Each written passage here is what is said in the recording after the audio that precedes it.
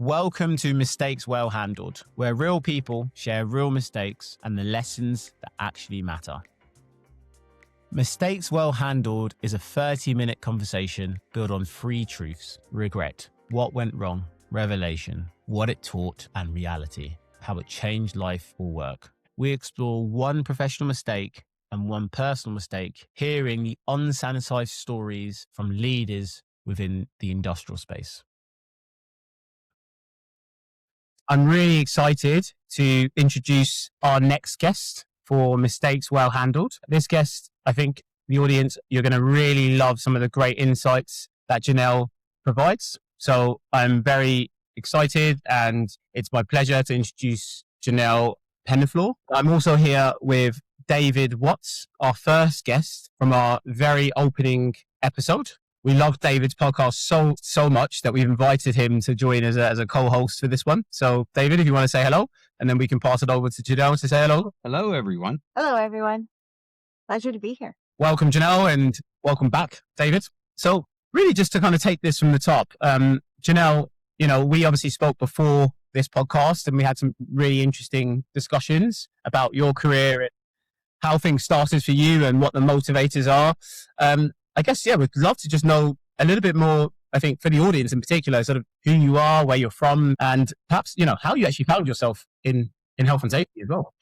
So I'll be completely honest with you, and I think probably every safety professional has a story, but my story actually starts when I was very young, and I jokingly say that I was a hazard to myself.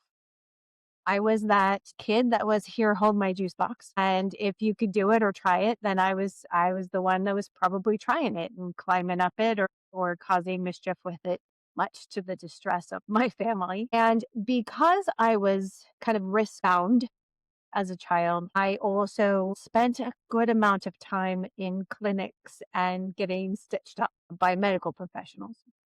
So when I was younger, I was always very curious. My father had been an EMT in the Army. My grandfather was a chief of the fire department. And so I was always very keen and very curious about all of the books about bodies and how they worked and all those things. So I decided, after having spent so much time in emergency rooms and doctors' offices, that I think my calling was, I need to get into helping people and possibly in the medical field.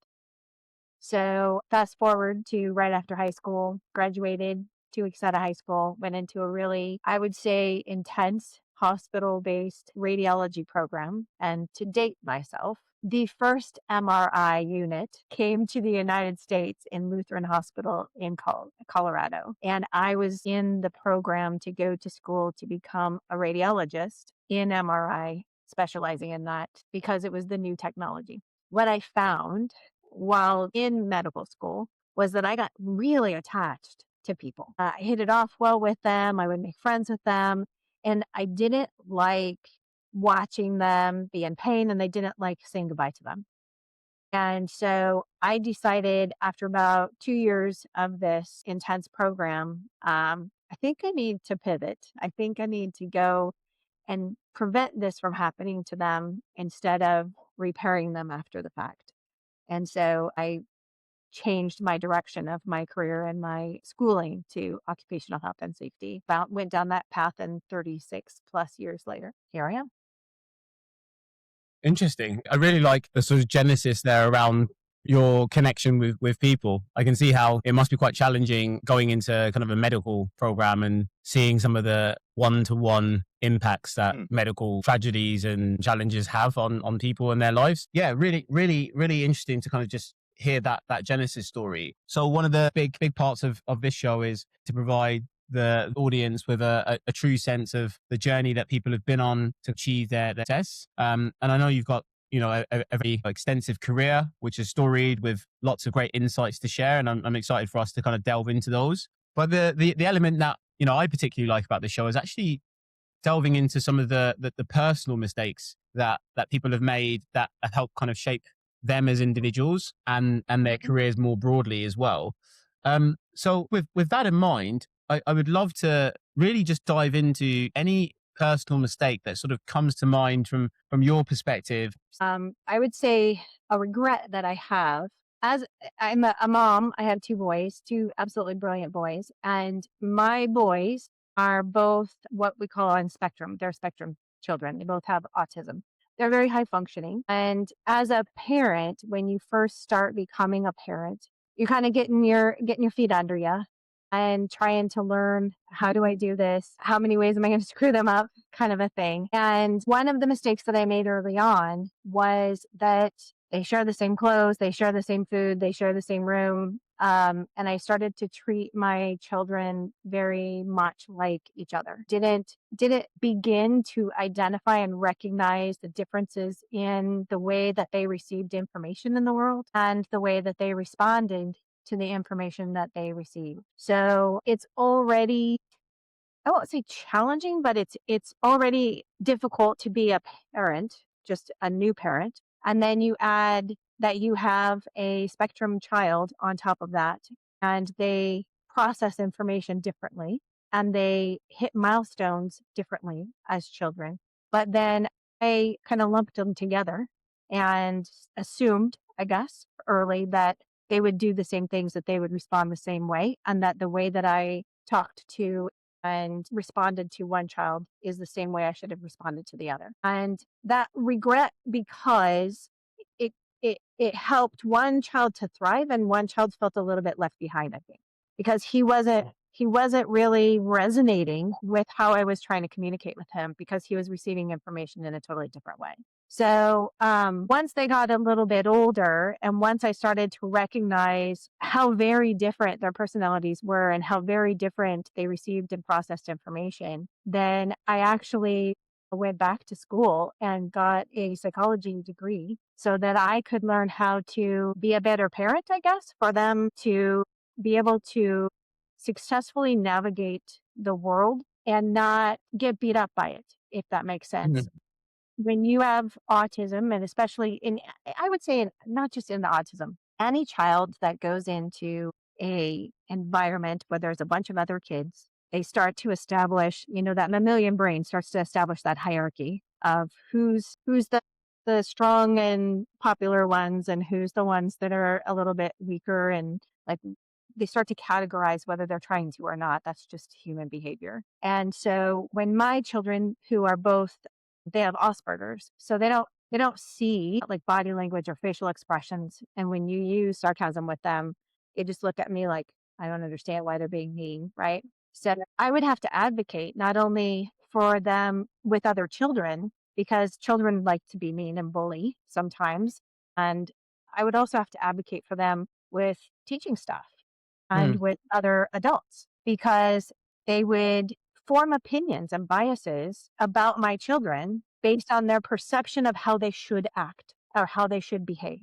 And the reality was that my children's IQs are ridiculous, and they just get stimulated by different things. And I had to take them actually out of public schools and put them in charter schools, because they process information so differently, and because they were just had this massive hunger for everything, knowledge, information, sensory, tactile, everything. I would get their curriculum from the school, and I would say, right, we're going to learn about pilgrims, or we're going to learn about volcanoes or whatever. And we would get in the car and go find it. Mm. So we would go to the Denver Natural History Museum, knew my kids by name, and we would go in there and they would explore all day long and just soak up all of that information and all of that exposure. And they absolutely loved it.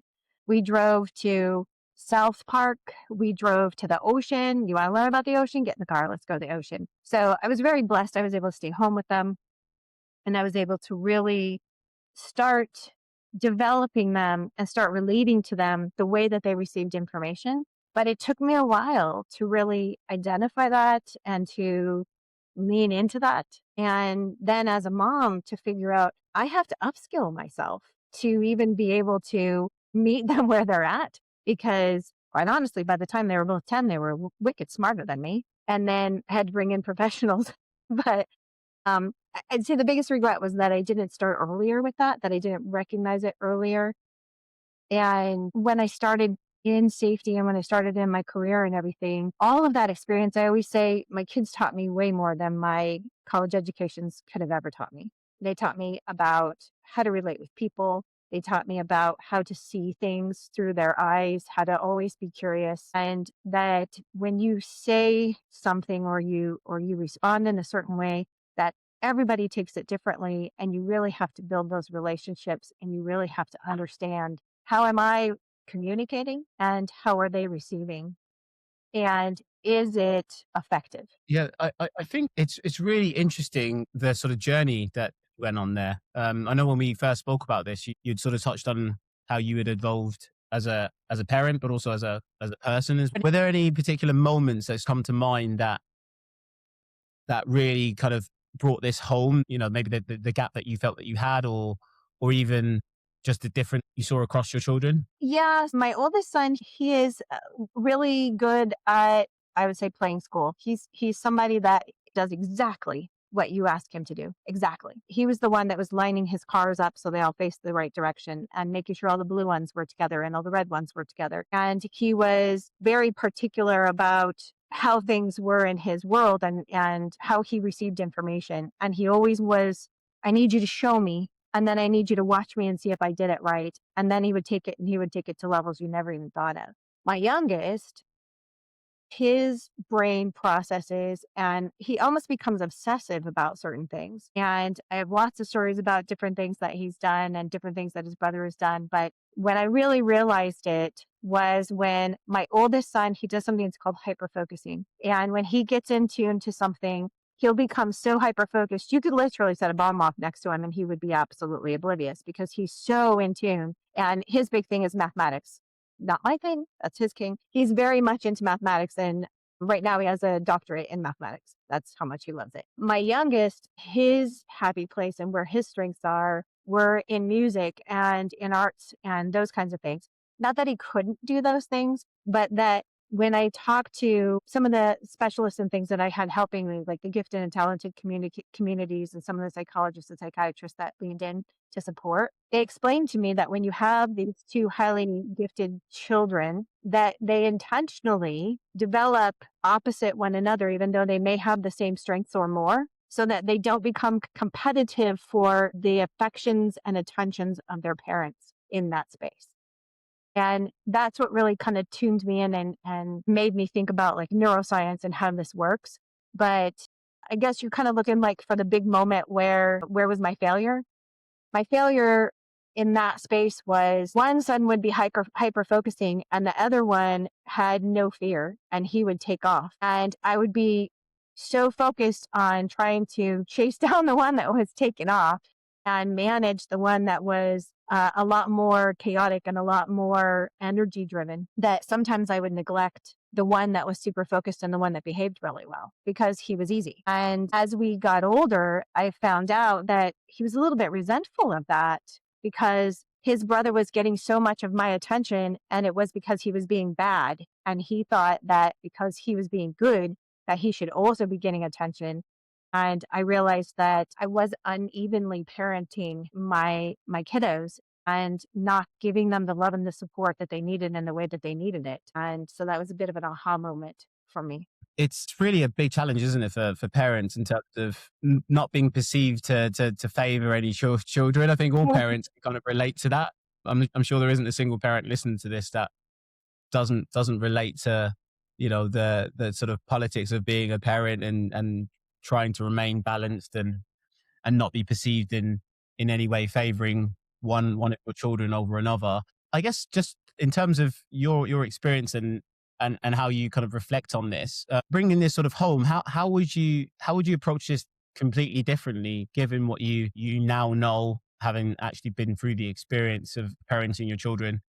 Well, first, I would say to anybody that's a brand new parent that you're not going to get it right the first time. You're just not. Like anybody that's perfect to parent the first time, they had lots of help and they made mistakes too. They're just not willing to admit it. I would say that they're not being honest with themselves or anybody else if they think they were a perfect parent. Children are they're going to test your resolve And they're also going to test your patience and your affections and understandings in ways that I think are a gift. Truly, it's giving you feedback of you as a person as well. It's kind of like looking in the mirror, honestly, and seeing those parts of you that come back and look at you with two little eyes and say, "Hi, here I am," right? My mom used to call it the mom's curse. She goes, "I'm going to give you one just like you." Because as I mentioned before, I was a bit of a hazard to myself. I was a bit of a wild child myself, and my sister was the good kid. And if I had to do it again, honestly I wouldn't do it any differently, but I would hope that I would recognize it sooner. I don't have regrets. I don't think it's responsible. I don't believe that you should have regrets.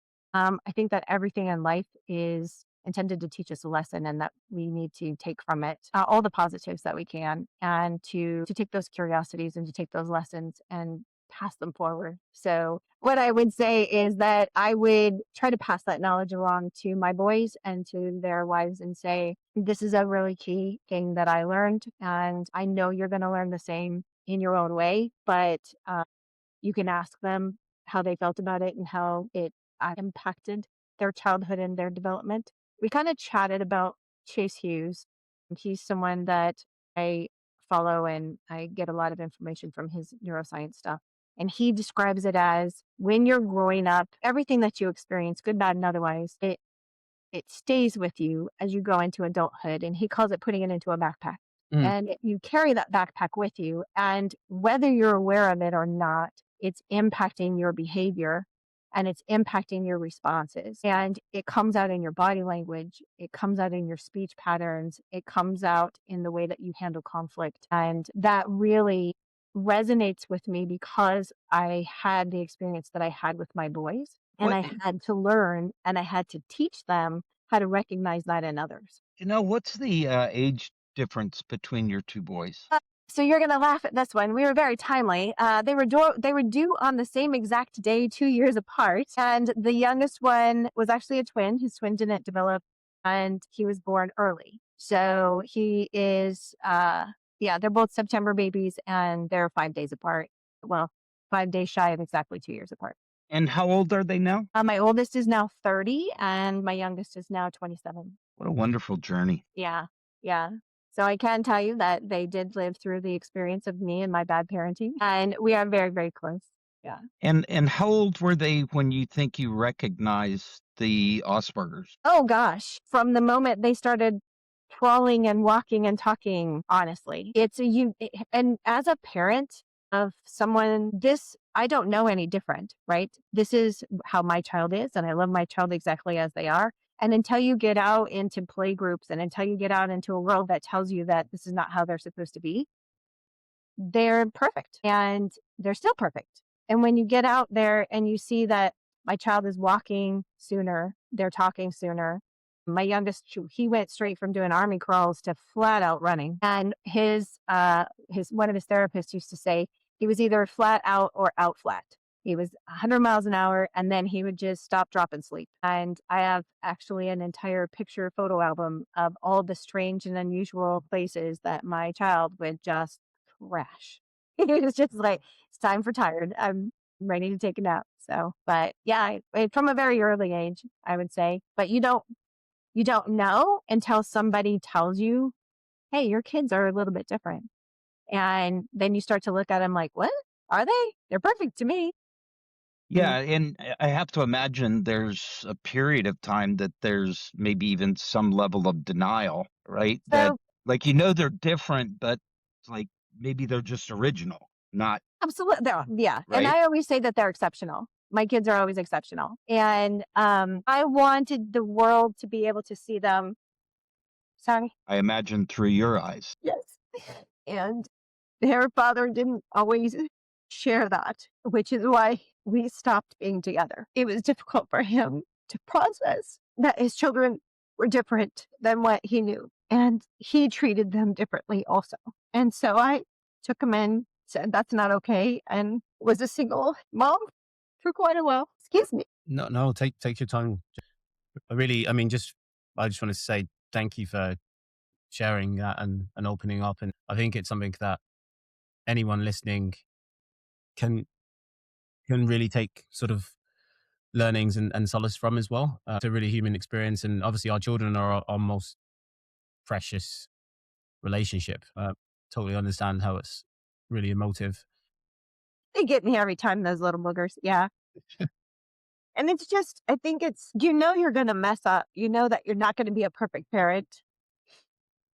You're going to do everything that you can, but you also need to give yourself a break. You can't expect yourself to be perfect. And I had to learn how to be very humble with my kids. I had to learn they're extremely literal. And I kind of talked about the conversation I had on the aircraft today.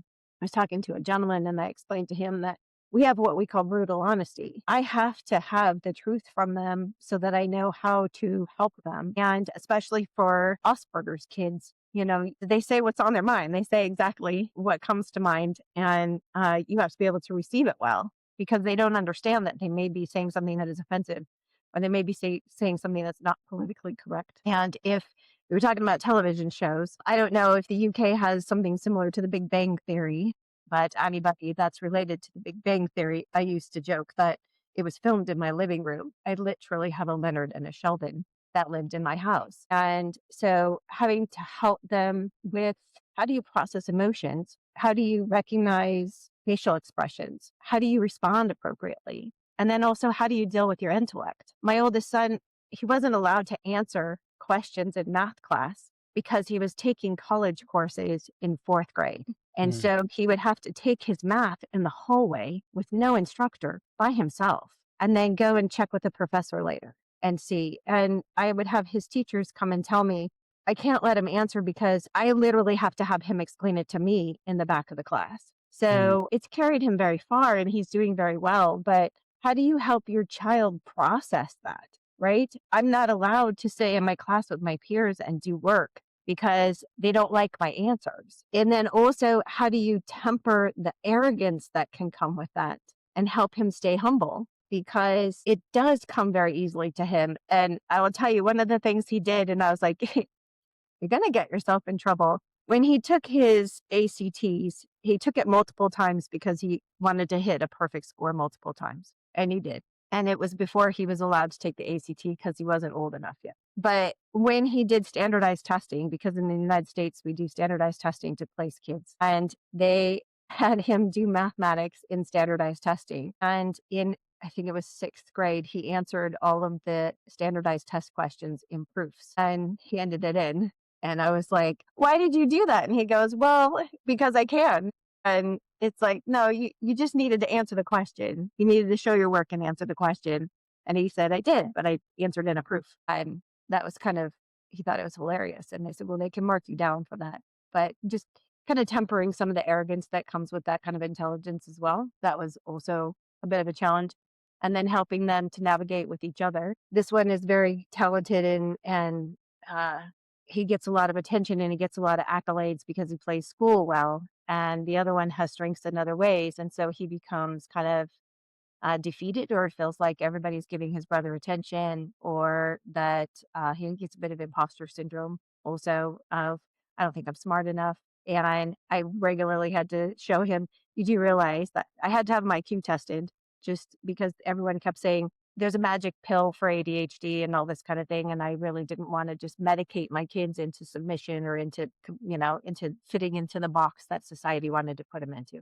And I'm not saying that the medication is bad. I'm just saying that for my children, that's not where I wanted to start. So I actually took them and had them IQ tested at a very young age at the recommendation of their pediatrician, who was absolutely brilliant. Her name was Susan Fudge Erickson, and the fact that she was a fudge just made my kids giggle. She said, before we go down the road of medication, let's see if it's a boredom thing. And so she recommended a child psychologist or psychiatrist and had me go and IQ test the boys. And when I got the results back, I was like, now what? They're, I don't know. I'm pretty sure they're way smarter than I am. And how do I keep up with this? How do I meet them where they're at? And so the good fortune is that there's a lot of people in the world that are able and willing to lean in and help you and support you with that. And so we took a village to bring my kids up, but it worked. Well, I just, again, wanted to reiterate the thanks for opening up, because I know that family is a very sensitive topic for everyone, but I can clearly, I think both David and I can hear the level of pride and joy you have about your children. So that's amazing. You're halfway through Mistakes Well Handled. If this conversation resonates, come join the Misconstrued community. Get direct access to our guests, no filters, no fluff. Okay, let's get back to it. I can see how it's likely shaped your career and the way that you approach things on a day-to-day basis as well. I know from some of the points that you made earlier as well, it sounds like you really do connect it with your work as well. Mm-hmm. Yeah. Yeah, I'm excited to hear as the fellow safety practitioner, what was the professional mistake? Yeah. The professional mistake was I didn't follow my gut. And as you start to go into like the neuroscience and all of the psychology and all of those things, you realize that your brains work in a very specific way. And in your mammalian brain, as you start to experience things, it kind of pushes it down and pushes it down. And as it pushes it down into the lower parts of your brain, it starts to go into that part of your brain that controls like body functions and things. And when you say that you've got to go with your gut or you got a funny feeling in your gut, it's actually your brain tapping into previous experiences and it's trying to warn you because we're all pretty much in survival instinct and as far as our brain is concerned, especially the mammalian part of your brain. And so when you say it just doesn't feel right or it's in my gut's telling me your gut instinct, it's actually drawing from your past and from those previous memories and from those previous experiences and trying to warn you that, hey, you've kind of been here before in a similar situation and I'm trying to warn you. So I'd say my biggest mistake as far as a professional is the first fatality that I ever had.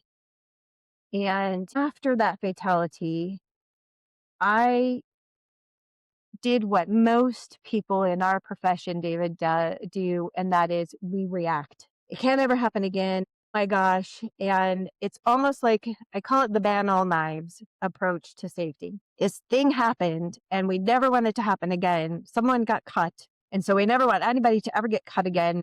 We're gonna put policies in place. We're not gonna allow anybody to have a knife because we have to ban all the knives. And when we respond like that, we forget to look at the fact that, well, they actually need a knife to be able to do their job. And now we've set them up to fail. So I brought this in to my safety profession when I first started. I knew I needed to bring the human forward. I knew I needed to put people before policies. And I knew in my gut I was doing the right thing. And I was very blessed to learn from like the brilliant minds and thought leaders of like Nancy Levinson and Sidney Decker and all those folks that are big thought leaders today. I was studying them and learning from them when it wasn't cool yet, right? And so that's what I kept bringing forward is that it's like my kids. People respond to risk differently. People do this differently. And the first fatality I had was a young man that it was his first job. He wanted to do a really great job. And he made decisions that cost him his life, trying to do the job well. And when I saw that, I saw my kids in him. Yeah, it kind of begs the question because you're saying that you're reflecting on your brain having this knowledge, right? Mhm. And you suppress it, right? Mhm. You suppress that knowledge and the journey you went on as a parent. I think it's an amazing profile, right?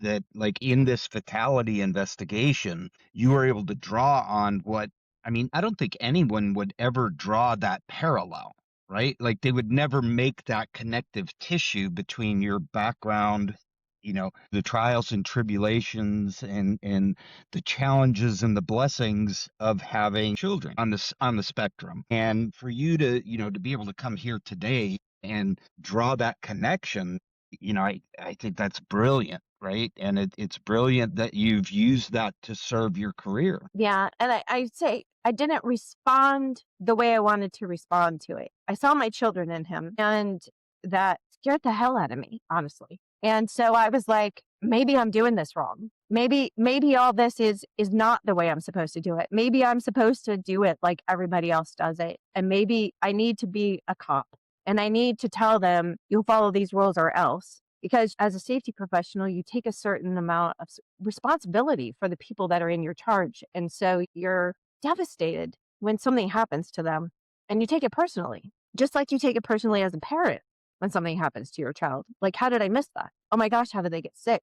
How did we get here? And so I responded poorly by turning into a compliance nightmare. Honestly, it was every rule has to be followed. There is no gray area. I didn't put the human forward. I didn't look at the person in the way that they respond to risk and how they gravitate, what the context of the situation was. It was, you have to do it this way because you have to stay safe and you can't die on my watch. Yeah, we're going to go write a stronger policy, right? Exactly. Exactly. And I did that for a couple of years until I was like, what are you doing? What are you doesn't work. doing? Like, you're scaring the bejeebers out of them, and you no longer have that human connection. You no longer have those candid conversations. They aren't willing to bring their misses to you anymore. They don't even want to talk to you. The second you come in, you are the least popular person in the room, and it's, oh, safety's here. And you get actors instead of genuine people. They'll do exactly what you think that they're supposed to do in the moment, and they'll put on a show for you. And then as soon as you leave, then they're, okay, she's gone. Okay, but now we can do We can go business back as to usual. normal. Go back to the way that we normally work. And I didn't lead with curiosity. I didn't go in with an understanding of everyone's going to respond differently. All those lessons that I learned from my kids, all that stuff that I brought into my career, I flushed it all down the toilet for a couple of years and said, no, this can't be the way because somebody died. So knowing that now, Mm-hmm. how does that knowledge now inform your engagement as a passionate safety practitioner? Well, if you've seen my LinkedIn or if you've seen anything that I do, I have coined myself the safety disruptor. And the reason I say that is because I am proud of having transparency conversations and that brutal truth that my kids and I had with them at home of, we have to start with the truth. We can't just keep lying to ourselves and lying to the system that our safety picture looks great when all of this stuff is still happening. And I bring forward that all of that education and all of that experience that I've had with people in, there is a person that's here and the way that this person responds is unique to that individual. And so I've actually developed tools on my own that I'm launching as part of my foundation, but it's kind of like Jung's archetypes, but for safety. I call it the persona framework, and it's like Jung's archetypes for specific safety and how people and all of that stuff in their backpack and everything that they bring forward, just like myself, how does that frame how they're responding to risk in those situations and the decisions that they're making, just like the young man who was an achiever and he wanted to do the right thing. And at 19 years old, he gave his life back because of a safety control that wasn't in place to protect him and his eagerness to do the right thing. So I've identified all of those and built programs around them. And I want to go out and train every single safety person and business person that'll listen that you have to look at people the way that they receive and process this information. And we can't, it's not a one size fits all. You really need to understand the person in the process and not just understand that it's a squishy human and build the capacity to fail safely around the squishy human, but also understand the human and the person behind the eyes that are looking at you. So that's kind of how I lead with safety. That's how I come forward with safety. And I've always had very positive responses from it. I've had, even outside of safety, when I was a people leader, I've had people thank me for terminating them because they understood that I did everything in my power to understand and to guide them and to aid them. But at certain levels of their career, they had accountability and responsibility pieces as well. Just like my children didn't get away with everything that they tried either, right? There's still an accountability and responsibility component that you have to bring forward. I think sometimes, and you'll know this, David, that when they think about like the Todd Conklin methodologies and philosophies, and they think about Sidney Decker and some of they say, well, I'm supposed to go hug everybody now. I'm supposed to go. It's all this warm fuzzy safety stuff now, and it's not that it's warm fuzzy safety. It's that you need to respect that there is a person here, and that person may actually be more intelligent than you in certain areas. And you're coming at them as if you are superior in thought or just because you have stripes on your arm. And they call it Taylorism because back in the day when it was industrial, and you've probably read about this, but in the industrial age, there was only a certain level of folks that were able to afford college. And so those college goers were the ones that generally owned businesses. And then they had blue collar workers that would come in that were often not even completely educated through elementary school or grade school, primary school type levels. And so his book about leadership was around, because you're the one with the college degree, you're the smart one. And so you need to go tell them what to do and how to do it and kind of micromanage them and let them know how to do the job because they aren't smart enough or they aren't able to do it unless you tell them. So our leadership got into a poor habit of telling versus asking. And there's a great book out there called Humble Inquiry that kind of goes into this. And it's the gentle art of asking questions. And how do you bring that forward so that you're not going and saying, hey, David, you did this wrong. I need you to not do that because it's going to hurt you. Instead of, can you walk me through what was it that drove you to do it that way? Can you help me understand what was the motivation there? Or is this a better process? Or how do we do that differently? And do you feel it's more efficient? And then identifying where they might be at risk. I think it all goes back to that same thing that we were chatting about earlier, where people, when they get in certain positions and when we get achievements in our lives, that sometimes we can bring forward a bit of arrogance and not really think about, I was that person once, and I need to try to have a seek to understand conversation of how they're doing it because I'm not that person now and things have changed. So a lot of that has come forward in the way that I do safety and the way that I see safety and interact now. That's Yeah. awesome.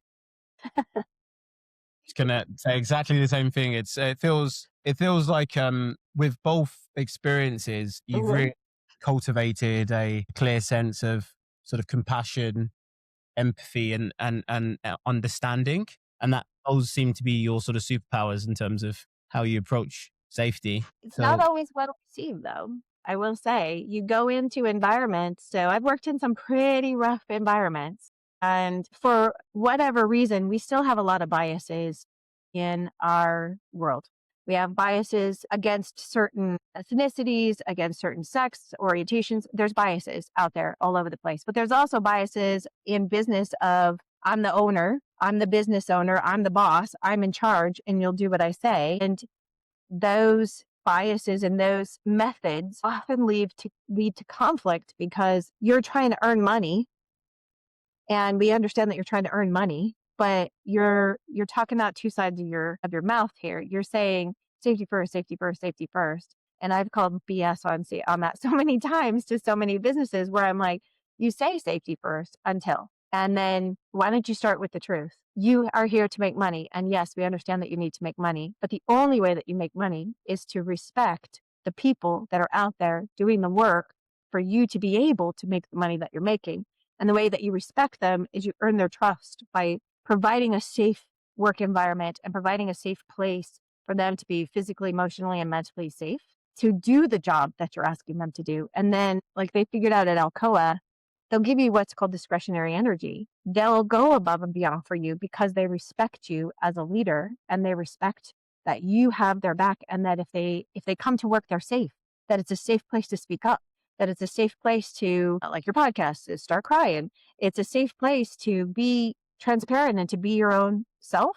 And that's okay. And then I'm going to give you not only what I can, but if you ask me for a little bit more, I'm going to give you a little bit more because this is a safe place for me. And that's when you start to get into those safety cultures where everyone is looking out for everybody else, where everybody is, hey, that's a hazard. I'm not going to walk past it because it's not my job. I'm going to do something about it. I'm going to stop the work when something's off.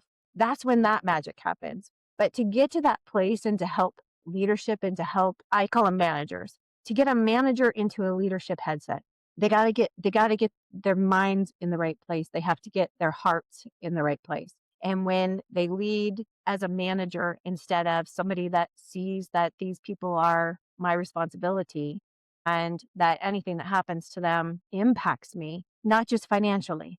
Like, I care about what happens to them. I would say, even as you get bigger, when you get massive, like you look at some of the major corporations that have done all these layoffs and everything. For me, the way that we used to do it in the old days, if you will, where you look at your business, and my grandparents were business owners, raised in a bunch of business owners, and they never looked at who do we cut ever. They looked at what do we need to scale back on as a business to make sure that our people stay and they're taken care of, and we ride this through.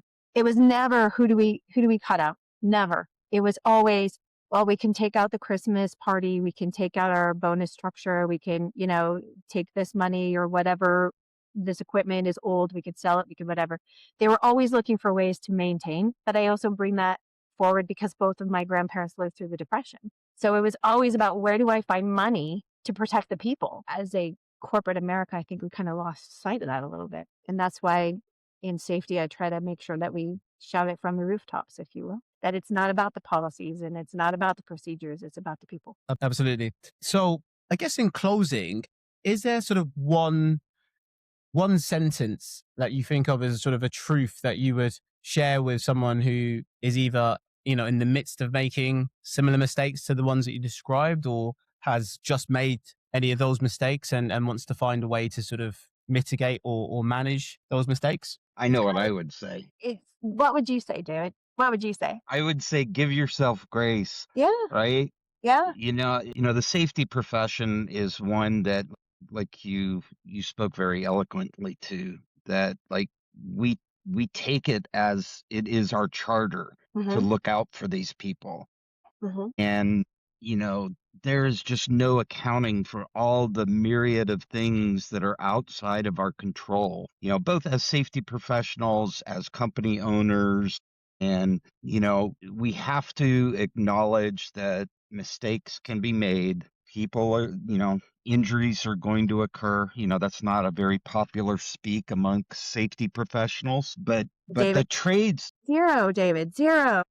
yeah, the tradespeople will speak truth, though, won't Yeah. they? And the tradespeople will be like, zero is a fallacy. And, it's a great segue to some really wonderful conversations with the trades. I always say zeros are all around you. Like, did you get hurt in the last 5 minutes? No. Well, that's zero. So we can find zeros when we look for the right healthy zeros. The idea, I didn't give myself grace after dealing with a number of fatalities in my career as well. And I actually quit the construction profession, a profession that I have, I now acknowledge and recognize I love the profession. Right? I really do. I love the people. I love the trades. I love their grit and their determination to make something out of nothing. Mm-hmm. And, it's just an absolutely amazing profession. I see it so often in so many safety professionals that they don't understand that they need to give themselves grace. And I think that I would also say, what's that one true north statement that you would make for the young safety professional that's coming up? For me, it's always been, and I'm going to go back to what you said, and it's that gut instinct.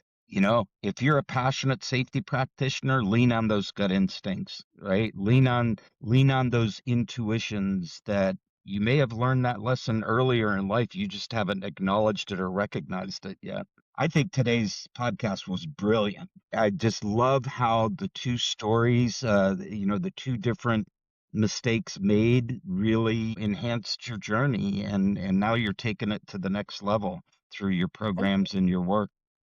Thank you. Yeah. So I would echo that, really. I would say that don't don't look back and have regrets, but not because of things you didn't do, but because you didn't learn from the mistakes you're going to make. No one is infallible. Not as a parent, not as a safety professional, not as a leader, not as a podcaster. No one is infallible. And so, to use the words of Todd Conklin, how we respond to failure matters. And we need to give ourselves some grace. We need to understand that as human beings, we are going to fail. And how do we not just in our work lives, build a capacity to fail and forgive ourselves for it, but also in our personal lives, build capacity to fail safely and emotionally and mentally, as well as physically, and learn from it and forgive yourself for it. Absolutely. Absolutely. I mean, I like to think of adversity is the true key to change. That's the way Absolutely. that I think of it. And it's one of the reasons that I'm so motivated to really share these stories. Mhm. Just wanted to thank you, Janelle, so much for joining us on today's podcast. I think you've been a fantastic guest. Thank you. I Just edit out echo, all the weepy bits. we'll make it very, very smooth. But I think it was a very honest and open and human. That's just really what I wanted to achieve, because I think it's important that people can connect with you. A lot of people will find it really, really useful and really insightful as well.